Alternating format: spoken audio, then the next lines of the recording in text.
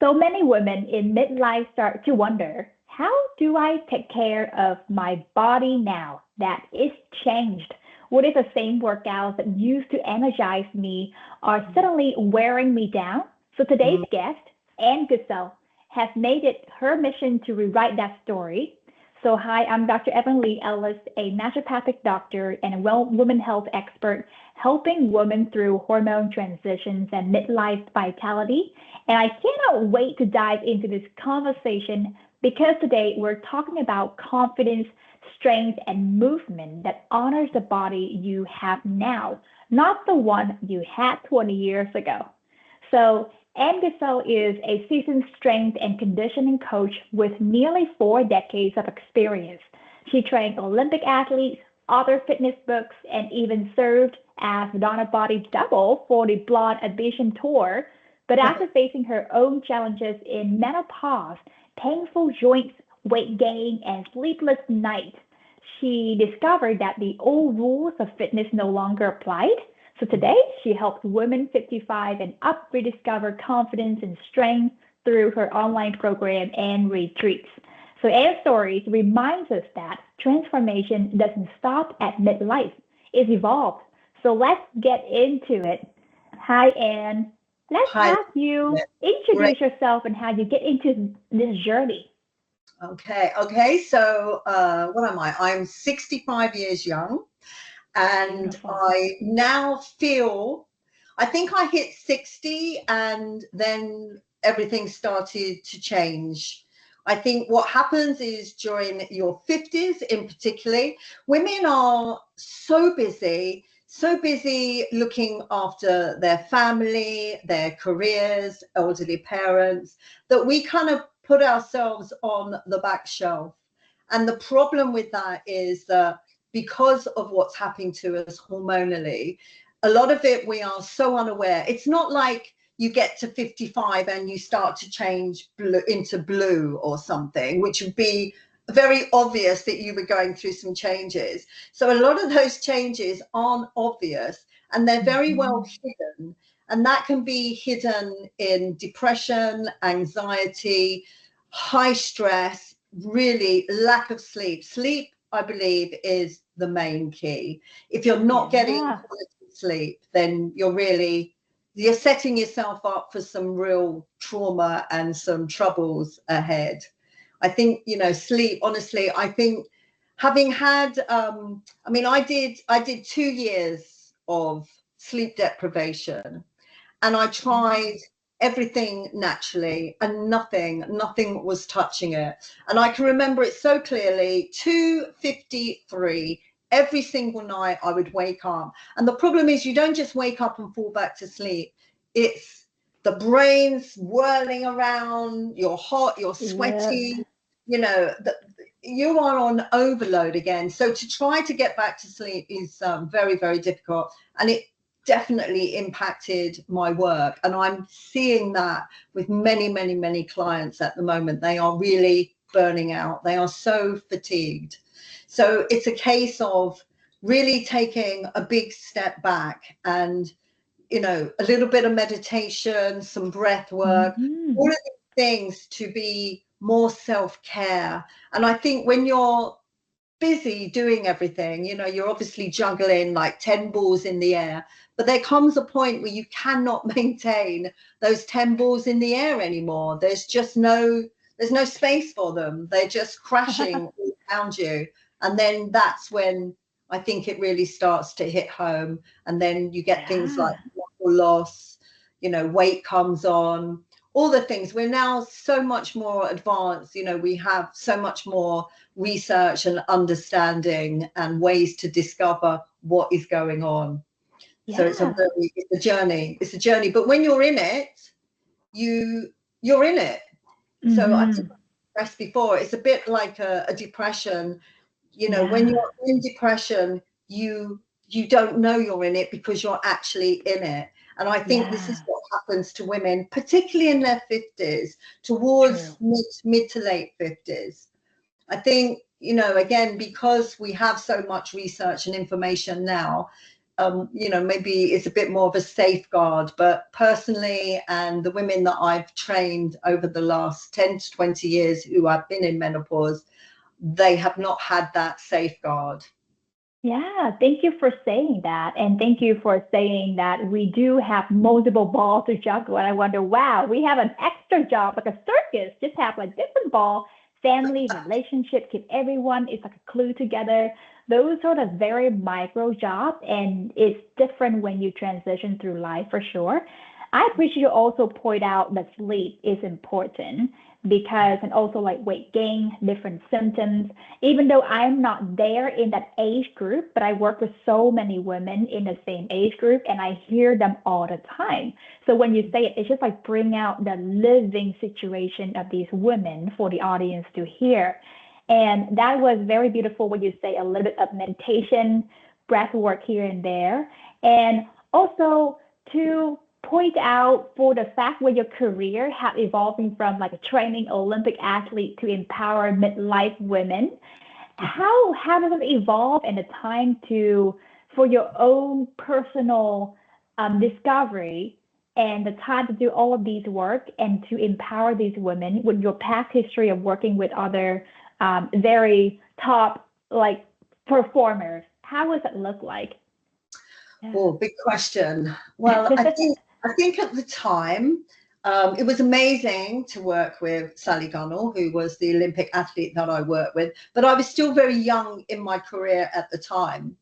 And there came a point when I recognized that really I felt like a mechanic because people, athletes, particularly Olympic athletes, they have a mindset. They know exactly where they're going and what they need to do to get there. And so when I say I felt like a mechanic, I was just making sure the body was functioning in all the right places at all the right times. Obviously we get imbalances, and she was a hurdler, so we had to really make sure that we worked on getting the balance through there and to avoid injury also. And so for me, I don't know, I champion the woman that's really struggling. And I think it's such a small percentage of people that actually love exercise. I agree. That's the hard part. I didn't grow up understanding or like exercise. We were in like a small, different individual houses, like a big chunk, and in the big city, there's no gym, there's no trees. Yeah, so go ahead. I'm curious. Yeah, so I think that I see the struggle, and I feel it for them, and really this is about empowering women to feel really good in their skin, because if we don't feel good from within, how can we portray and be and do all the things that we're supposed to do if we're not feeling good from the inside out?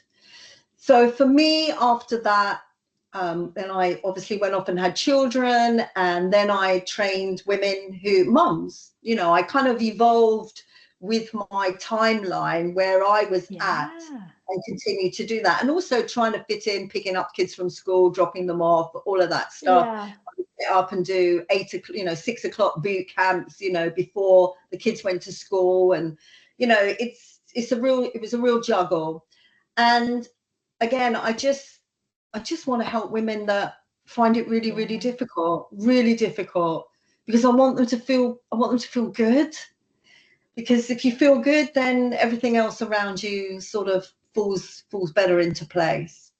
So what's your magic way to help those who are resistant to workout and then break through that path of believing that they don't want to work out to enjoying it? Yeah. Well, I think finding out what their why behind it is the big. So I do a lot of, 7 layers deep, where we ask the question, what does fitness mean to you? And then they'll say I just want to get fit. So what does fitness mean to you?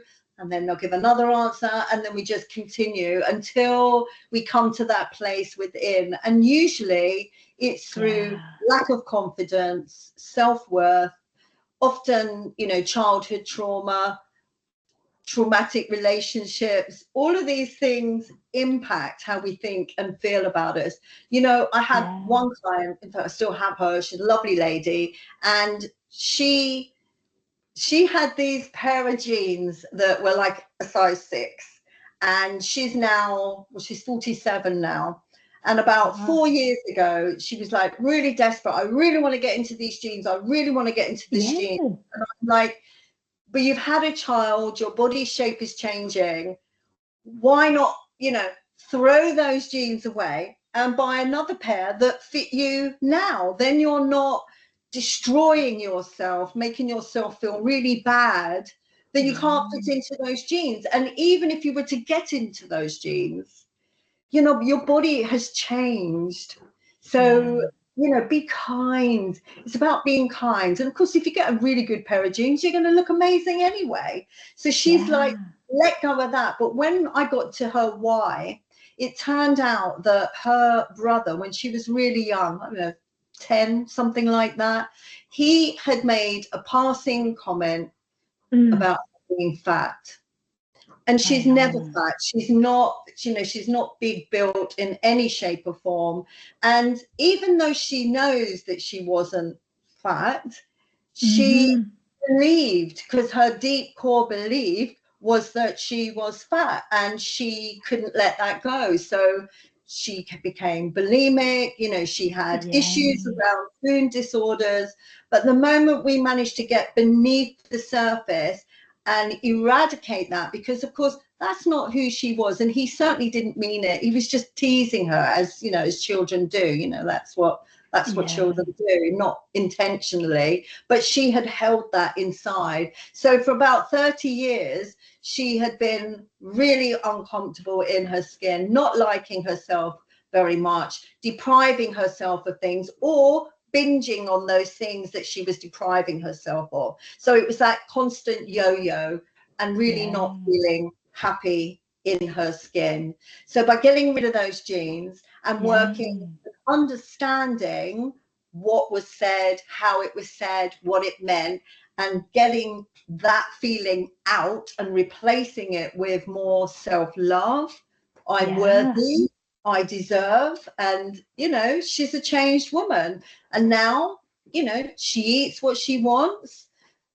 She's much more in control in all the right ways. So for me, that's rewarding. I mean, that's why I do what I do. I have those light bulb moments with women, like in doing training. And another classic example. So I'd had a fantastic session with this lady who is struggling. She's just turned 60. She's struggling with, she's top end of her job, but she feels like she's clinging on to it. And even though they've made no points or issues of saying, we're going to get rid of you or anything like that, that's how she's feeling, because she's watching younger girls coming up wanting her job, of course, and he is not sleeping, really eating bad. I mean, all those things that just drive you absolutely crazy.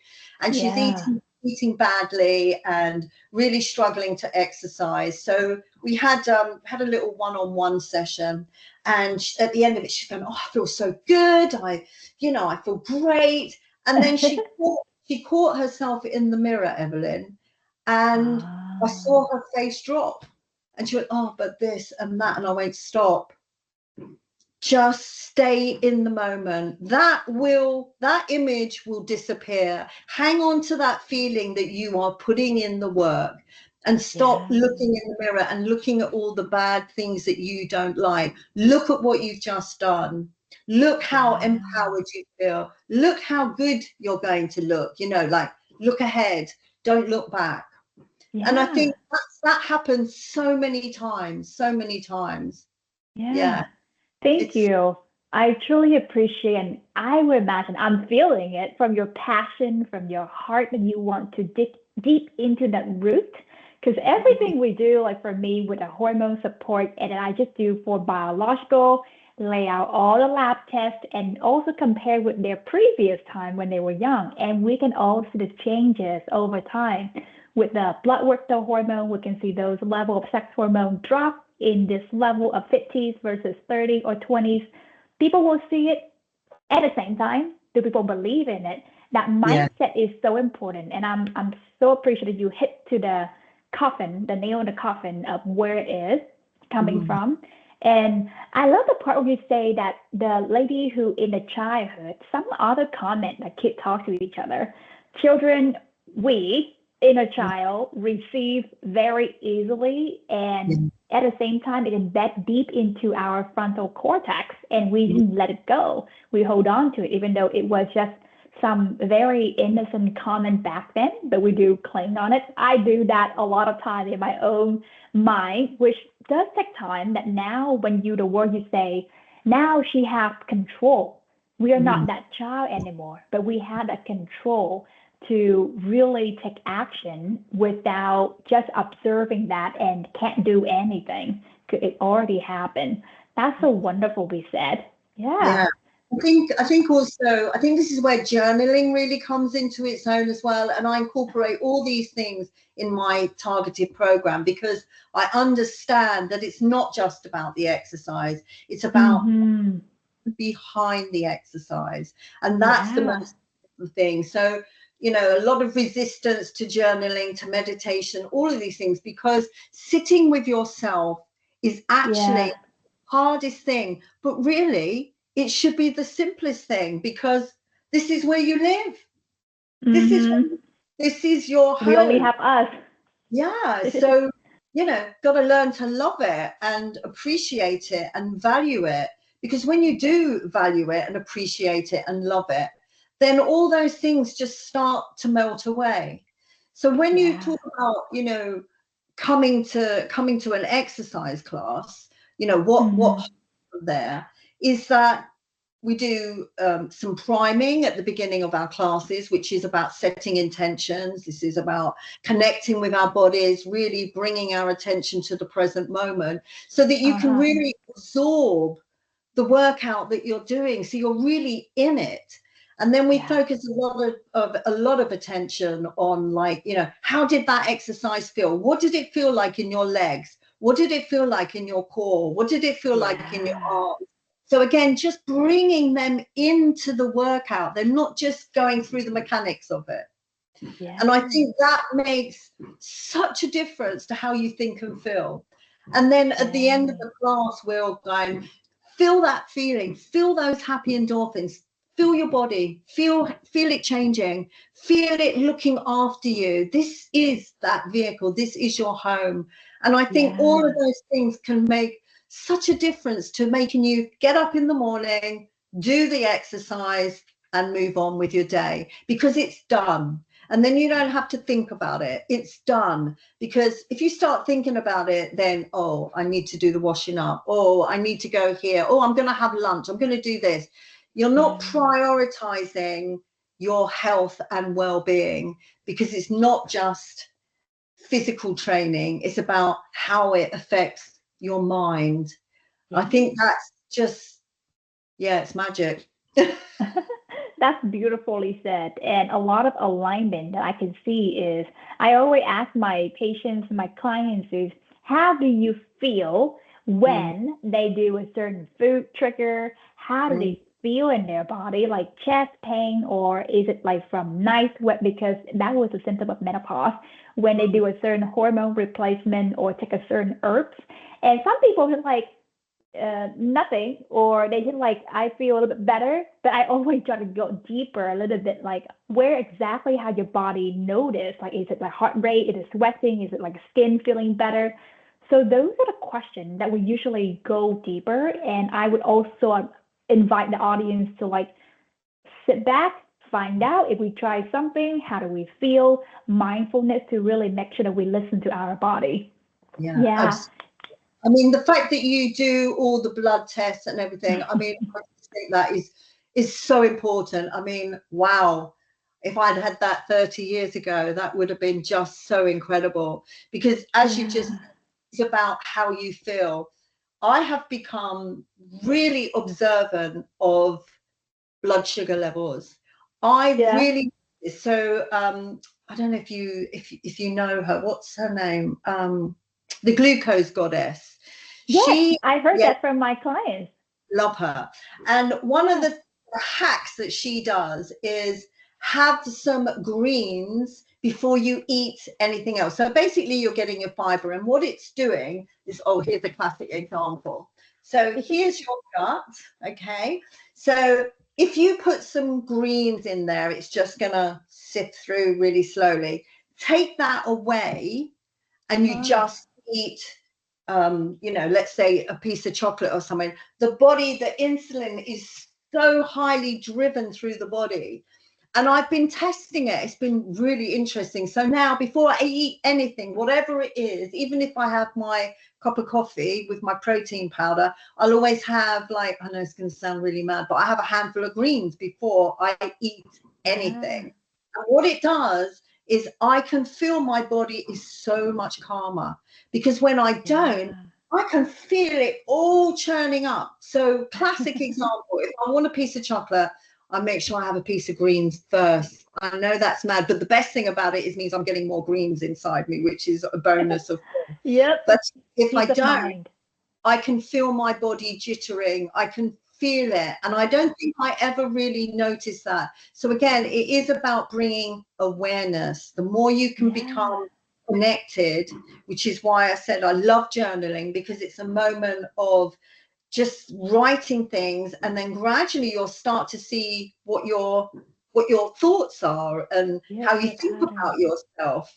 Because I think of a Mm-hmm. lot, like you said, when you ask them how they feel, they've got no idea. They're not conscious of it. We move Yeah. around in these bodies, we just do, but we're actually not really connecting. So I think that all these things going forward, these blood tests, biomarkers, all these Yeah. things are just incredible to help us just be a bit clearer. Doesn't mean you have to be all saintly about it. You don't have to deprive yourself. You just have to be a bit more thoughtful as to how and when you do things. And Yeah. that's the same with exercise. I think that as you get older, all those Mm-hmm. things you do. So another classic example, I have a couple of clients that are runners, and they love running, and that's fantastic. Yeah. And one in particular, she would do like a 10K on a Sunday, and the strength training class is on a Monday. And I went, you can't come to strength training class on Monday. And she's like, what? I said, Yeah. because when you do, you're absolutely exhausted. Your body is absolutely exhausted. It needs to rest to restore. Yeah. If you Mm-hmm. having a strength training class, is you're not really going to get the gains from it, because your body is so depleted.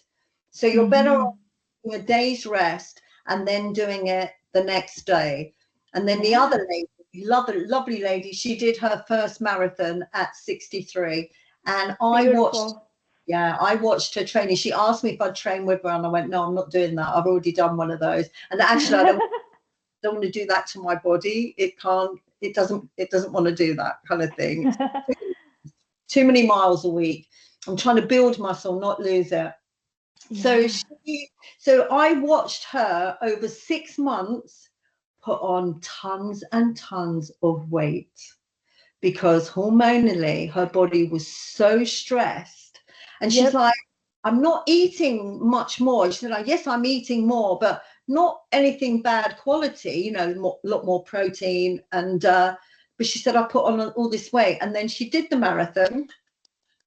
Brilliant. And then I watched over the coming months, all that weight started to drop off. Yeah. Incredible. That is incredible. She was such a classic example of why Yes. overtraining is really not good for you. We have to really think about the structure of our week, how much sleep we're getting, what we're doing Yeah. during the day, what our lifestyle is, and then build around that. It's really, Yeah. really Yeah. important. That's Burnout is, beautiful that you bring up two examples of the women with different structure, different age, and their intention of what they want to do.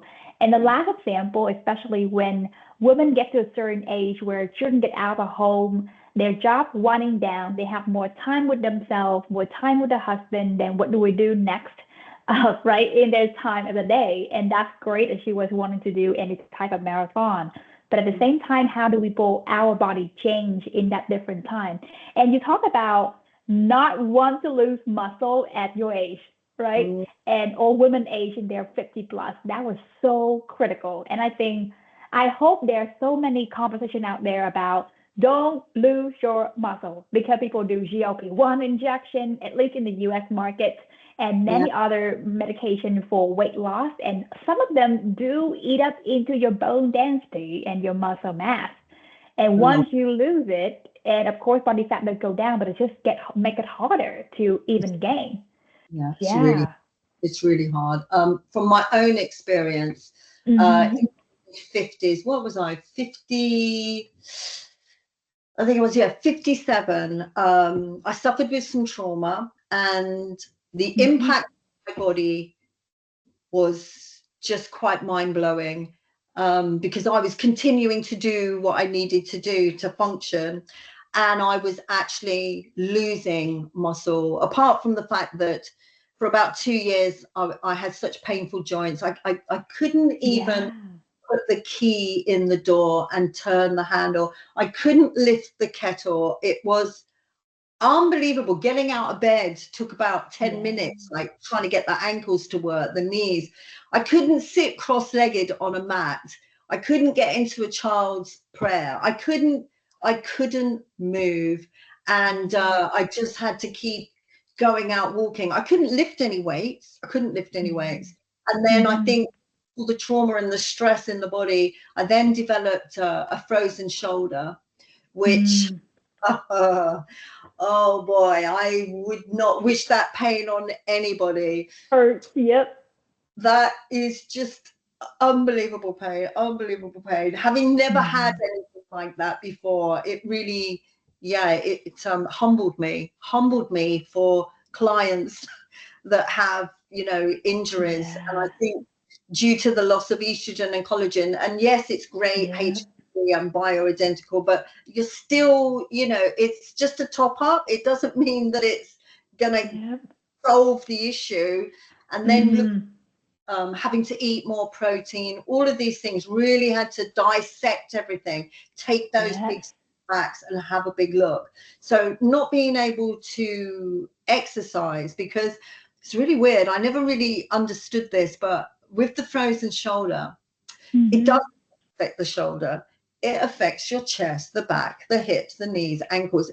Muscle Your balance. Yeah. Yeah, because the fascia in your body, it's like getting into a wetsuit that's 2 sizes too small. So you go to Mm. pull your arm up and the whole of your body is like twisting to move around it. I mean, it was, yeah, really, really quite shocking.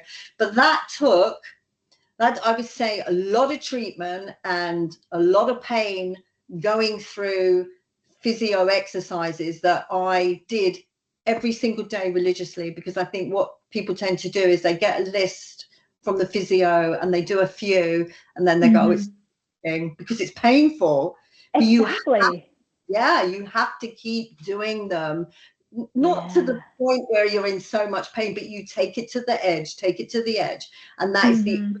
way that you can manipulate it and gradually make it better. You have to make the time. You've got to do it.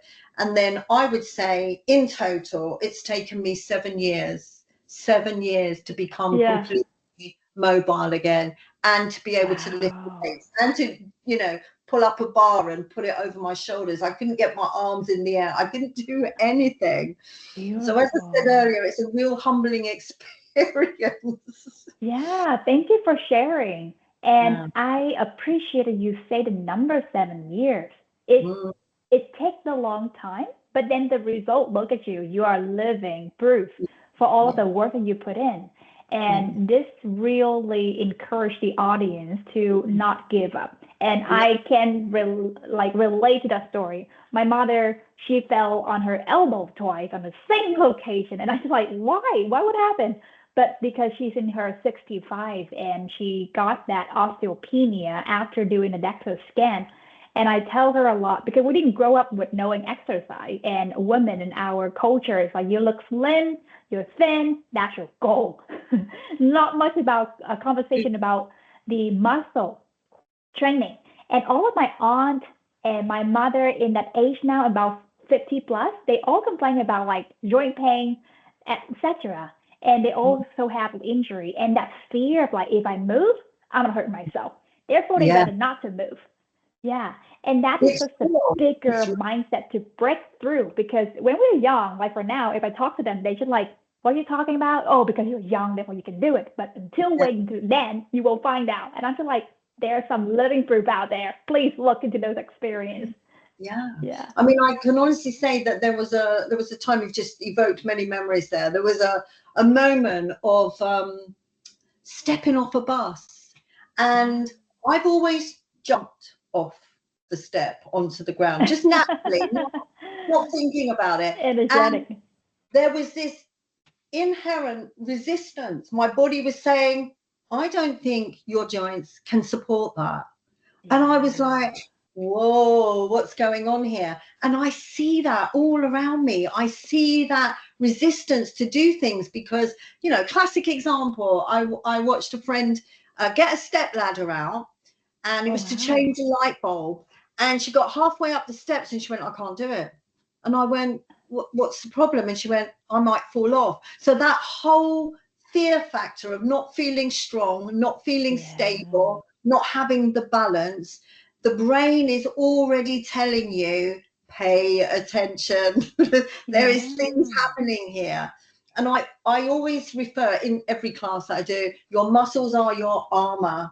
Your armor is what is getting you around. Your armor is protecting and supporting your skeleton and all your joints.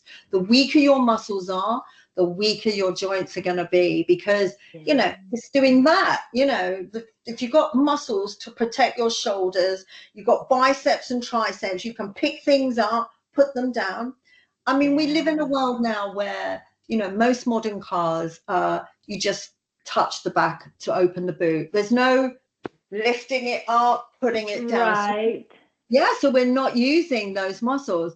The other classic is now all modern cars have got the camera screen in front. So reversing, they do that. So they've lost their ability to rotate and look over the shoulder. Right. That is massive. So imagine you're crossing the road and all of a sudden you're not able to rotate round and look over the shoulder, because gradually your body says, well, we're not using that, so we don't need to do that. So again, this is where movement is everything. Movement is medicine, and if we don't use it, we lose it all. And I'm not trying to fearmonger people, but I dance. That's my thing. I do salsa, I do Argentinian tango, and I am going to be dancing till I cannot stand up anymore. And it is movement, and I'm having to use balance and stability, core muscles, and it's great music. And I get to dance with lots of different men. So I would imagine the audience want to have you as a leader, keep them dancing around, because I would imagine that a lot of people would have a culture allow them to dance. When I grew up, we're not allowed to dance, even though we go to any type of like a children community. That is like a special group where they have talent to go, and then other people like us just nerdy go to school, sit like this, and then just like have to be a straight back, don't do anything like talking around. So when I learned to dance Zumba in college in Texas, actually, and then I'm just like, wow, that lady, she can really move her body, everything gyrating. What is going on? And I feel like when I follow that, especially in the community where the energy is so high, people have the intention to get their body released, relaxed, and accept whatever that mindfulness during exercise and workout is a very big thing. And I feel like whatever worry, we just lift up. And I truly appreciate when you talk about dancing in community classes or classes that you do.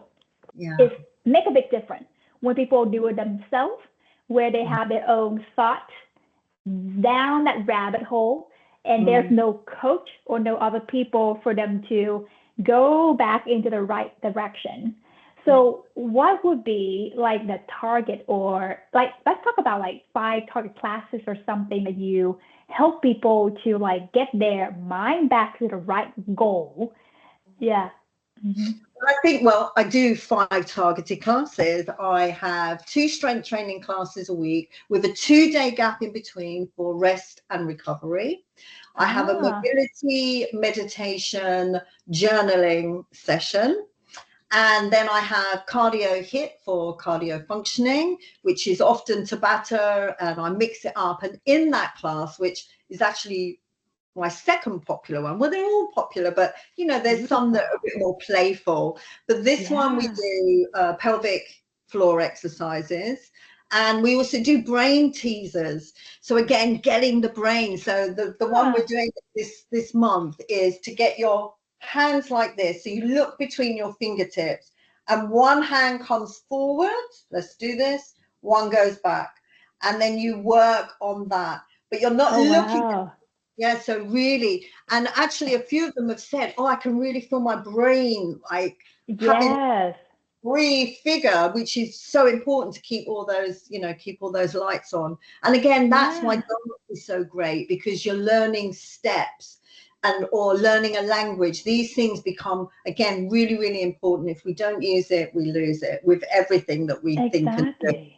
And then we have a balance training class, which is just joy. We do lots of different things, skipping, hopping, all sorts of different things. But again, make sure, you know, we're building strength on a single leg, and that we're stable. And also just so that when you step outside and you're on the pavement, that you've got that ankle mobility and the mind that get that proprioception, those moments of coming together, the brain and the body, to pick your foot up when there's a bit of a curb, you know, because again, what happens, and I've seen it, which is so scary to see it, it's almost like in slow motion, where they're unable to pick their foot up, and because they're unstable and not strong enough in the other leg, then it's a fall.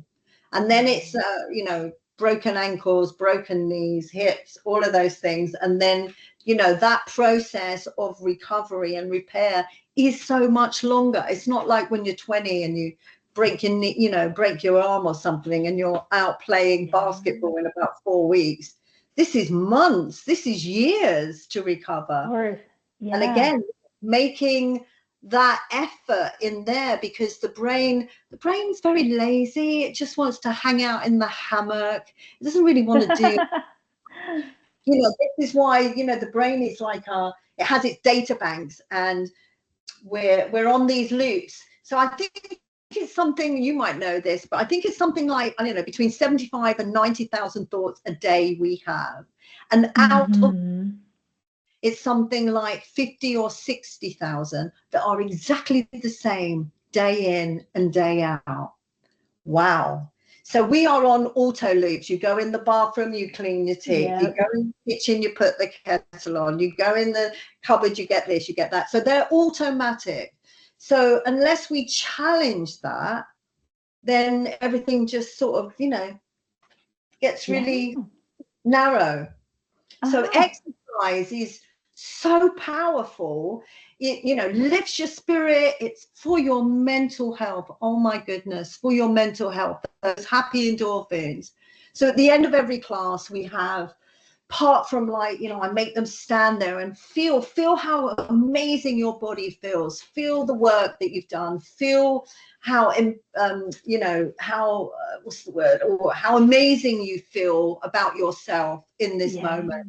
And then we have a little series of like positive affirmations, you know, like I am, through exercise, loving my body every day. So you just, and I remember the first few times we did it, because these classes that I put together, we all went online, obviously, in lockdown. So I'm a lockdown baby in that respect.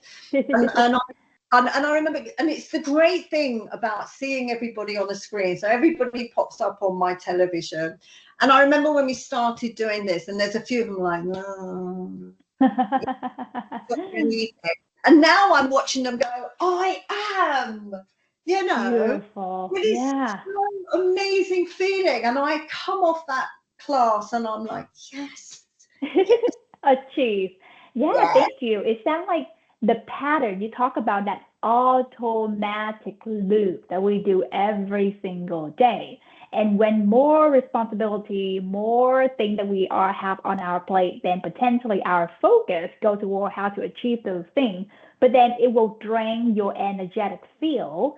And depend on how we have the intention to it, then that would affect our like output of the automatic loop that we have to go around.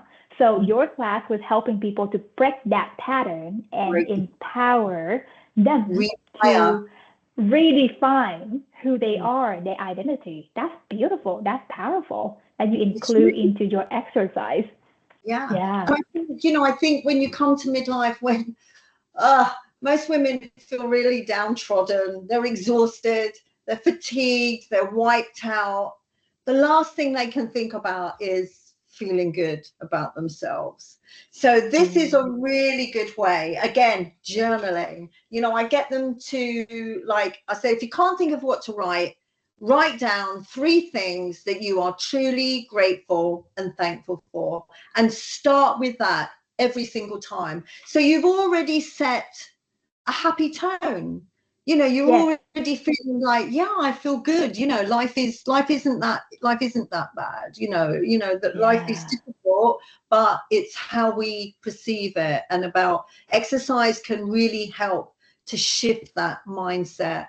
And I think as you get older, and this is such a great time, between my group is 55, 65 plus, because I'm now 65 plus, so I'm like, okay, You yeah, look we're younger for your dad. going Yeah. we're Mm-hmm. still going in that direction, but in my head I'm about 36, and I'm going to stay there. It's a place. Actually, that is something I ask everyone: what age are you in your head? So Evelyn, what age Ah, is your head? 21. I love that 20. age. You see, isn't it great? But that's so important, isn't it? Because that helps you to. It's only when you catch yourself in the mirror and you go, who is that? Who's Yeah. who is that person? Oh, I got trolled the other day on social media. What was someone said? Something like, "Why should I take fitness advice from an old woman?" I was like, OMG. okay. And then I looked at it and I thought, well, I Wow. do say 55 to 65, so I'm not trying to tell 20-year-olds, but I thought, move on. Just I'm move on. pretty sure until they get to your age, then you're the living proof because that what matter. Yeah, Yeah. social media can really say whatever they want to, but at least we believe and we serve the people that we care for. And I like the word challenge that you talked earlier because we have to live uncomfortably Mm. facing what we feel too comfortable doing in the past in order to challenge ourselves to move on to the next step or next path or next identity, etc. Yeah, those were so beautiful. I think it's really important to ask yourself, what do you want? Yeah, It's such a great question.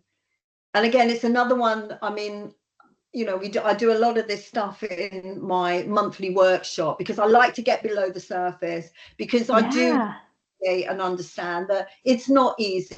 If exercise is not your thing, I totally understand. But this isn't about it's not your thing anymore. This is about, what do you want for your future? Because if you're already experiencing aches, pains, withdrawal from society, hmm, then you got to think about, we are on average women are living, 30 years longer than we would have previously, back yeah, earlier when after menopause, people were dying off. So what do you want for the next 30 years? I think hmm, that's a wonderful question. So that doesn't just mean, I want to live somewhere here and everything, because actually at the end of the day, if your body is not functioning on all cylinders, then what you want might end up being just a dream. yeah. I think one of Tony Robbins, it's not his saying, but he refers to, I think, what he said? A healthy person has 1,000 wishes, but a sick person has one. And I I want to be think healthy. yeah. Yeah. So when you think about what do you want? So what do you want in a year's time? Because if you don't take action now and start some exercise, even if it's just walking, get those happy endorphins moving, get that body moving, give yourself back to nature, put a really nice piece of music on, put a piece of meditation on, and just get out there and walk. But commit yourself to it, discipline yourself to it. I know if I sit down for longer than 2 hours, I'm like, oh, I need to go for a walk. So I've conditioned my brain to understand that if I sit for more than 2 hours, I need to walk, because my body gets stiff. Even though I move, I do exercise and all the rest of it, I still get stiff. So I don't want to be a person. So I say to myself, I'm going to go for a walk. And I think you've got to discipline yourself. You've got to prioritize that and think about it. What do I want for the future? How do I want to feel in this body? Because this is where you live. Yeah. Our body's our temple, our house. And believe it or not, we are still have our body. And thankfully, we have hand, we have arm, we have brain, we have all the things that to support us. And there are people who, let's just say, traumatic event happened, don't have legs, don't have arms, and they still survive and they still thrive in that situation. So every time we look at our aspect of life, we can collect those blessings. And then when I noticed that sometime with my hormone changing, like in the ovulation time, I wake up, I feel like, my God, my back hurts. Should I do my exercise? Maybe that's a good excuse. Until the way you talk about conditioning, when I think about like, okay, if I do it, this is gonna be what a good thing. I will have more extra oxygen. I will smile more. I will feel more refreshed. Therefore, I do it, even though shorter time or the same time. But with that, when we think of a good thing, when we do a certain action, like we prime ourselves for that positivity, for that goodness to come.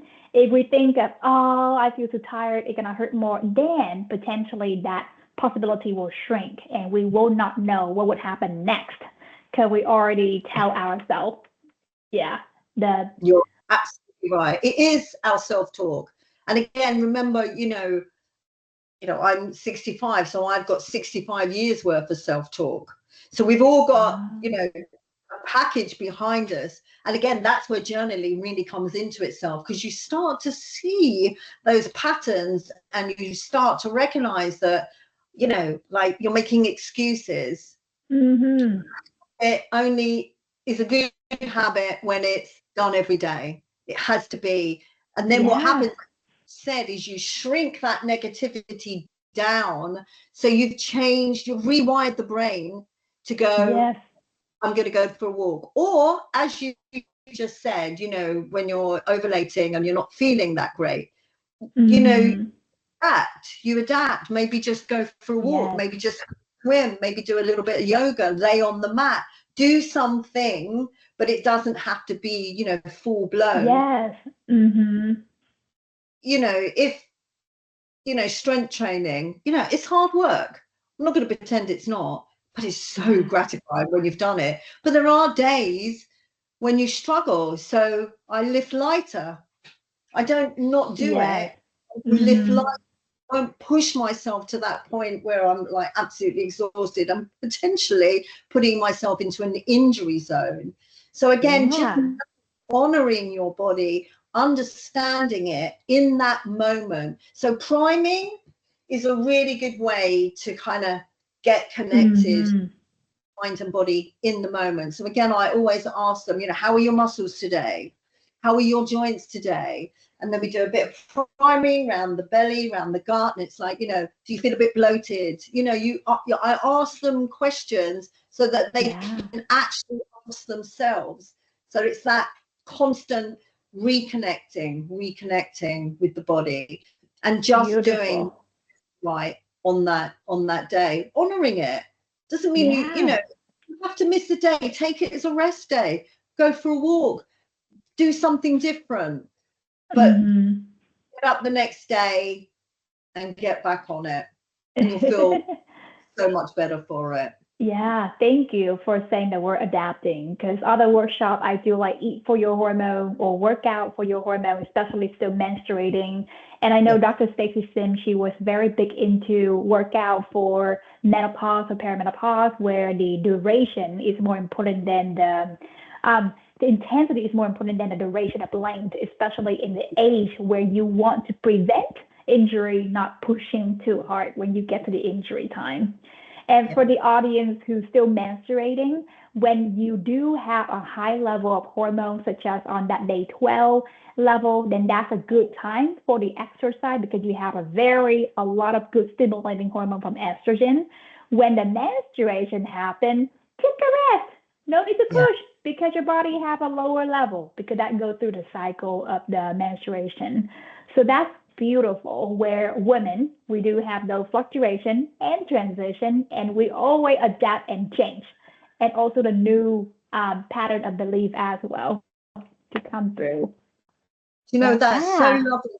That's so lovely, Evelyn. I feel so grateful to be alive at this time, listening to you, listening to the evolvement of women's health. It's gorgeous. It's just absolutely beautiful to hear. Absolutely beautiful to hear that we can take charge of it instead of just steamrolling through it. Just listening to the body, listening. Yeah. And earlier you also talk about the age versus like working out. There is like a fact about biological age versus chronological age. Even though people may be 23, maybe in their late 20s, they could have their biological age later or older, just because if we don't take care of our body, versus people who are 60, 50 can have the biological age younger because we take care of our body. So that is different, where age is not a defining factor of who we are anymore, especially in this generation and this time. There's so many technology, longevity, different hallmarks, where we can reduce that type of deterioration and lengthening our impact, our contribution, and then the healthy lifespan, instead of just live long and feeling weak, right? Yeah. Quality longevity is really what it is. About the time that you have, making sure that you are doing the right things, the things that make you feel good, to actually enjoy the time that you're here. I think also women in their 50s and 60s have often, not just women, but men also, have often lost friends, family, and it's a real wake-up call to actually go, you know what, I've got to live every day the best I can, and just enjoy it. Try not. I think the other nice thing about being this age is you don't worry so much about the things that you do when you're in your 20s. Other people say, what about you? Exactly. It's about being grateful and thankful every day, and just keep the body moving. Just keep moving, and just, you know, gradually you will find the things that work for you. But I really believe that, you know, balance, cardio, strength training, mobility, you know, hence why I designed the 5 targeted classes, so that women who don't know what to do, it takes all the stress out of it. They don't have to think about it. Okay, this is what you do. And, you know, it's fun, it's easy, and it can be as hard as you want it to be. I think that's the other. Of course. So how can people find you? Through Strictly Inspirational Fitness. I am on Instagram, YouTube. I use a little, but I'm kind of developing that. You know, the social media world, it's, you know, it's still quite new to me, but I am enjoying it. And obviously strictlyinspirationalfitness.com is my website, and that has my First Steps to Fitness, which is a gateway segue into the monthly program. So basically it's a 5-day course introducing the priming, the affirmations, the basic coaching points, the basic exercises, so that when they do come to class, they're not just some random on my TV, you know, they've got some backstory. I also offer them a one-to-one so they can have a little bit of personalization, and that we can make sure that we're all on the same page. And then, you know, then it's a natural segue into the monthly program, which is wonderful. So beautiful. Yeah. Yeah. Well, thank you so much, Anne. And thank you for reminding us that strength and confidence and the possibility ahead of us don't fade with age, and they just evolve. And midlife can be the beginning. I hope the audience have seen it, have seen your energy and feel your energy level. It's not just the end. Yeah. Yeah. And So being to yourself, and be kind to yourself. Please, please be kind to yourself. yeah, thank you for that reminder. So to learn more about Anne's program and her course, so visit the website, and all of those in description will be in the YouTube description below. So if you're ready to understand the hormone and create your blueprint, also let me know as well. Everything else will be in the description. Until next time, stay curious and stay kind to the body, as Anne said, and keep moving forward. Any last word or golden nugget that you want to relate to the audience here? No, I think really be kind to yourself. Be kind to yourself. Take a look inside, step back, take some time to discover who you are and where you want to go. What do you want? That's it. That's the question. What do you want? That's Yeah. it. Yeah, sometimes we don't know, but at the same time, clarity will come. And being surrounded by the group of people who are very clear, who know the pathway to show and to guide people, stay plugged in, right? Absolutely. Absolutely. Right. Thank you, Evelyn. Thank you.